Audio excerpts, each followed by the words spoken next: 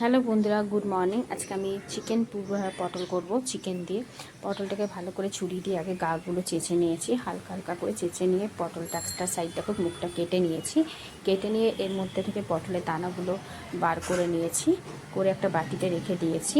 এবারে আমি boneless chicken এনেছি। চিকেনটাকে ছোটো ছোটো পিস করে আমি মিক্সি জারের মধ্যে চিকেন আর পটলটা আর দুটো কাঁচা লঙ্কা দিয়ে এটা ভালো করে পেস্ট করে নেব।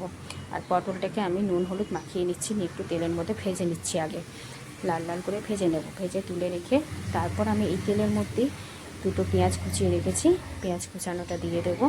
দিয়ে পটল দানার পেস্টটা যেটা বানিয়েছিলাম সেটাও দিয়ে দেবো তেলের মধ্যে।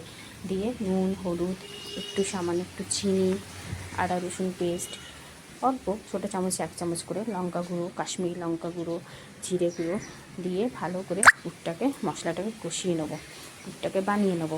বা দেখো পুরটাকে কী সুন্দর বানিয়ে নিচ্ছি।